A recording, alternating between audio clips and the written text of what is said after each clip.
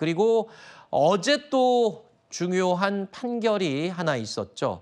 바로 이재명 대표의 배우자 김혜경 씨가 선거법 위반 1심 판결을 받았습니다. 벌금 150만 원이 선고됐는데요. 김혜경 씨 측에서 사건을 계속 부인하고 있는 상황입니다. 이런 가운데 그 식사 대금을 직접 결제했다는 사람이 나타났습니다. 정말 유감스럽고 아쉬운 판결이라고 생각합니다. 그리고 재판부도 인정했다시피 당일 공모했다는 직접적인 증거는 어디에도 없습니다. 추론에 의한, 추측에 의한 유죄 판결이 아닌가라는 생각이 듭니다.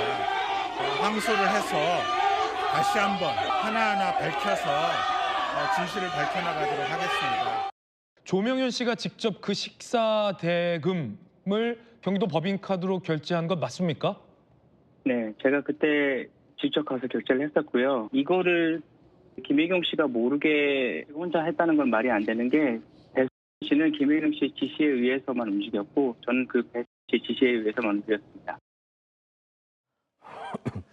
자, 조명현 씨는 법인카드 결제를 김혜경 씨 모르게 할 수 없다는 구조였다라고 밝혔는데 반면에 김혜경 씨 측은 직접적인 증거가 없다는 점을 강조하고 있는 상황입니다. 그렇죠?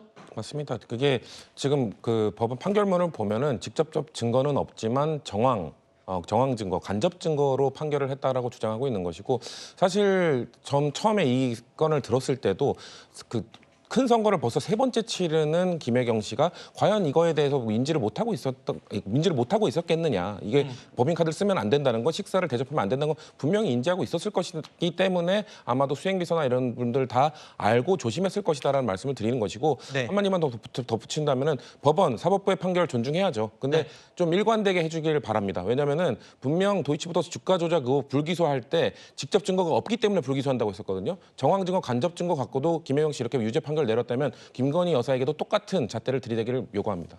네, 일단 김혜경 씨의 김혜경 씨 측의 주장이 중요할 수밖에 없는 게 지금 저 재판 말고 이재명 대표 부부의 법인카드 유용 재판이 또 열리고 있지 않습니까? 그렇기 때문에 이 어제 판결이 그 재판에 영향을 줄 수 있기 때문에 어쩌면 저렇게 끝까지 강하게 주장을 해야 될 수도 있을 것 같아요. 맞습니다. 지금 저 판결이 결과적으로는 경기도청의 법인카드를 가지고 김혜경 씨가 뭐 국회의장 배우자라든지 이런 식사 자리에 있어서 그 법인카드를 사용을 했다는 것이거든요. 근데 아직 그 부분에선 수사 중입니다. 네. 재판까지 간 것은 아니고 어떠한 내용이냐면 대선 마지막에 다들 기억하실 텐데 경기도청의 법인카드로 과일만 수천만 원어치 그리고 초밥, 한우 뭐 이런 것들을 사용했다는 거. 이재명 대표가 뭐 일제 샴푸를 산다든지 이런 것들도 경기도 공무원들이 경기도의 법인카드를 가지고 사용했다는 거 아니겠습니까? 그 부분에 있어서 법인카드를 쓴 것이 지금